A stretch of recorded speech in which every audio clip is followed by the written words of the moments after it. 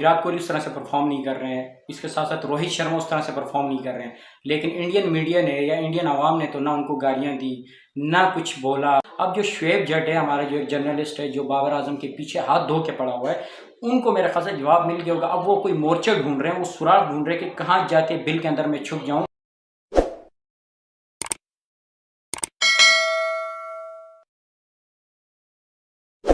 India और अफगानिस्तान के दरमियान दूसरा T20 मैच हुआ जिसमें बड़ी आसानी के साथ इंडिया ने ये मैच जीत लिया। इंडिया का जो सफ़र है जीत का वो बड़े ज़बरदस्त तरीके से जा रहा है। इंडिया घबराती नहीं है, ये हमेशा एक्सपेरिमेंट करता है, ये हमेशा से नए प्लेयर को चांस देता है। ये इस चीज़ से नहीं घबराता कि कहीं हम हार ना जाएं, कहीं हम विराट कोहली और रोहित शर्मा को बिठा दें तो हमारी टीम हार ना जाए। ये इस चीज़ से घबराती नहीं है। ये हमेशा से इसकी कोशिश होती है कि हमारे जो प्लेयर परफॉर्म कर रहे हैं IPL में, डोमेस्टिक पे, हम उनको चांस दें। हमारे बैकअप पे कितने मजबूत प्लेयर हमारे पास बैठे हैं, ये हमेशा से एक्सपेरिमेंट के साथ जाते हैं। इसीलिए इंडिया कामयाब है, इसीलिए इंडिया हार नहीं रही, इसलिए इंडिया जीत की तरफ जा रही है, क्योंकि ये घबराती नहीं है। ये हमेशा से अपने यंग प्लेयर को चांस देता है, और जब इन यंग प्लेयर को चांस मिलता है तो उस चांस से बड़ा जबरदस्त तरीके से ये फायदा उठाते हैं। आपके सामने बड़ी मिसालें हैं। यशस्वी जायसवाल, जिसको चांस मिला, बड़े जबरदस्त तरीके से उन्होंने इस चांस को अवेल किया। इसके साथ साथ देखा जाए तो रिंकू सिंह को चांस मिला। रिंकू सिंह अभी इंडिया की तरफ से फिनिशर के तौर पे इनको यूज किया जा रहा है। बहुत अच्छी परफॉर्मेंस है रिंकू सिंह की। इसके साथ साथ देखा जाए तो अभी मिडल ऑर्डर पे इन्होंने एक और प्लेयर को चांस दिया, शिवम दुबे को। क्या जबरदस्त भाई टैलेंटेड प्लेयर है, क्या जबरदस्त शॉट मारता है, क्या जबरदस्त क्लास है। मतलब मैं हैरान हूं कि ये प्लेयर इतने अरसे से कहाँ गायब था। अब इंडिया खुद कंफ्यूज है कि हम किसको बिठाएं और किसको खिलाएं।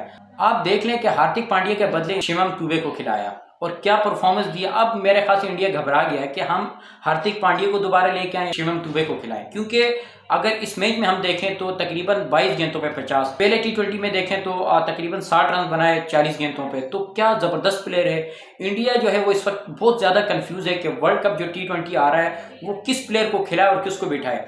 अब आपके पास सबसे बड़ी मिसाल देख लें कि जो दूसरा T20 मैच हुआ उसमें इन्होंने शुभमन गिल को बिठाया हुआ था, इसलिए कि शुभमन गिल की परफॉर्मेंस उस तरह से थी नहीं, काफी टाइम से वो स्ट्रगल कर रहे थे। शुभमन गिल को बिठा के इन्होंने यशस्वी जायसवाल को खिलाया, और यशस्वी जायसवाल की बैटिंग आप सब लोगों ने देखी कि 27 गेंदों पे 50 बना दिए। जहां टीम स्ट्रगल कर रही थी, जहां रोहित शर्मा 0 पे आउट हुए, फिर विराट कोहली उस तरह से परफॉर्म नहीं कर पाए, तो आके दोनों यंग प्लेयर ने टीम को सहारा दिया और 172 रन का टारगेट 16वें ओवर में चेज कर लिया। तो ये होती है टीमें। अब हमारी जो टीम है वो सिर्फ 3 प्लेयर के ऊपर चल रही है कि अगर रिजवान परफॉर्म करेगा, अगर बाबर आजम परफॉर्म करेगा, अगर फखर जमान परफॉर्म करेगा तो टीम जीतेगी। वरना नीचे से तो आके सब ने कसम उठाई हुई है कि किसी ने परफॉर्म करना ही नहीं है। हमेशा से टांगे कांपना शुरू हो जाती है, जहां थोड़ा सा प्रेशर आता है वहां इनकी टांगे कांपना शुरू हो जाती हैं। और ये बात हमें पहले ही पता था कि अफगानिस्तान और इंडिया का तो मुकाबला ही नहीं है। अफगानिस्तान कहाँ बच्चों की टीम है और इंडिया इसके मुकाबले में वर्ल्ड क्लास टीम है। तो इंडिया और अफगानिस्तान का कहीं मुकाबला था नहीं, लेकिन फिर भी खेल गए, अच्छा खेले। जिस तरह से तवक्को हम कर रहे थे कि वन साइडेड मैच होगा, लेकिन थोड़ा बहुत अफगानिस्तान ने अच्छी परफॉर्मेंस दी। लेकिन अब देखें कि विराट कोहली उस तरह से परफॉर्म नहीं कर रहे हैं, इसके साथ साथ रोहित शर्मा उस तरह से परफॉर्म नहीं कर रहे हैं। लेकिन इंडियन मीडिया ने या इंडियन आवाम ने तो ना उनको गालियां दी, ना कुछ बोला।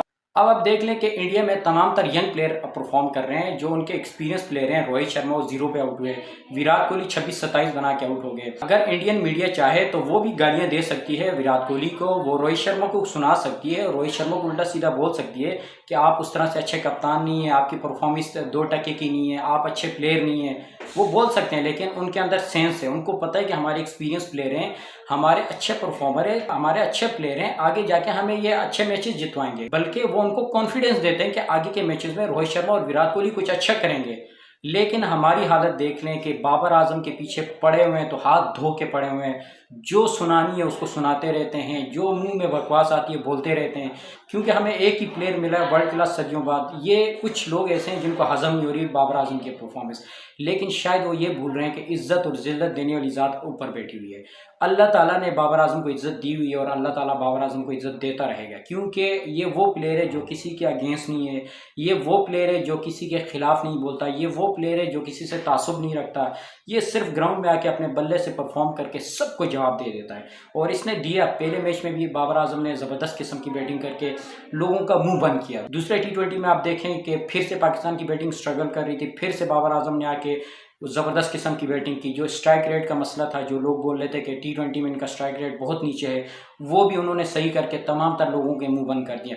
अब जो शुएब जट है, हमारा जो एक जर्नलिस्ट है, जो बाबर आजम के पीछे हाथ धो के पड़ा हुआ है, उनको मेरे ख्याल से जवाब मिल गया होगा। अब वो कोई मोर्चा ढूंढ रहे हैं, वो सुराग ढूंढ रहे हैं कि कहाँ जाके बिल के अंदर मैं छुप जाऊं कि मैंने बाबर आजम के अगेंस्ट इतनी बकवासात की थी, अब मैं कहाँ छुपूं, लोग मुझे ढूंढ रहे हैं, बाबर आजम के फैन मुझे ढूंढ रहे हैं, बाबर आजम से प्यार करने वाले लोग मुझे ढूंढ रहे हैं, क्रिकेट को चाहने वाले लोग मुझे ढूंढ रहे हैं कि मैंने जो बकवासात की थी बाबर आजम के अगेंस्ट, वो मैंने गलत की थी। अब वो कहीं बिल के अंदर छुपा हुआ है, लोग उसको ढूंढ रहे हैं लेकिन वो मिल नहीं रहा। लेकिन शायद लोग भूल जाते हैं कि इज्जत और जिल्लत देने वाली ज़ात ऊपर बैठी हुई है। अल्लाह ताला ने बाबर आजम को इज्जत दी और अल्लाह ताला इज्जत देता रहेगा। अब आप लोग जितनी भी बकवास कर रही हैं बाबर आजम के अगेंस्ट, आप कर लो। यही आप देखें हमारे पड़ोसी इंडियन को कि कभी भी उन्होंने विराट कोहली को उल्टा सीधा नहीं बोला, कभी उन्होंने विराट कोहली को गालियां नहीं दी, कभी उन्होंने रोहित शर्मा को वो बुरा भला नहीं बोला। हालांकि रोहित शर्मा भी 3-4 साल से आउट ऑफ फॉर्म चल रहे थे, विराट कोहली भी 2-2.5 साल से आउट ऑफ फॉर्म चल रहे थे, लेकिन कभी मैंने नहीं सुना कि इंडियन मीडिया ने गालियां दी हों, इंडियन आवाम ने विराट कोहली को कुछ बोला हो, क्योंकि वो अपने स्टार की रिस्पेक्ट करते हैं, वो अपने किंग की रिस्पेक्ट करते हैं, क्योंकि उनको पता है कि अच्छा और बुरा वक्त हर क्रिकेटर पे आता है। तो अगर इनका बुरा वक्त आया तो यहाँ अब हमारा फर्ज बनता है कि हम इनका साथ दें। लेकिन हम जो पाकिस्तानी अवाम है, थोड़े से जज्बाती लोग हैं, एकदम से अपने जज्बात पे कंट्रोल नहीं कर पाते। अगर 2 मैचेस खराब कोई खेल जाए तो फिर उसके पीछे हाथ धो के पड़ जाते हैं। पिछली जितनी भी परफॉर्मेंस होती है हम सब भूल जाते हैं कि उसने इतने वर्ल्ड क्लास प्लेयर है, उसने इतनी अच्छी परफॉर्मेंस दी है, वो इतना अच्छा खेला, वो सब भूल जाते हैं। सिर्फ 2 मैचेस की खराब परफॉर्मेंस में सब कुछ भूल के उनको माँ बहन एक उनकी कर देते हैं। लेकिन बाबर आजम वो प्लेयर है जिसने हमेशा से अपने बल्ले से जवाब दिया, मुंह से वो हमेशा खामोश रहे। जो कुछ आपने करना है आप कर लो, जो कुछ आपने बकवास करनी है आप कर लो, वो ज़बान से खामोश रहते हैं, वो जवाब आके ग्राउंड में अपने बल्ले से देते हैं। ख्याल रखिएगा अपना, दुआओं में याद रखिएगा। अल्लाह हाफ़िज़।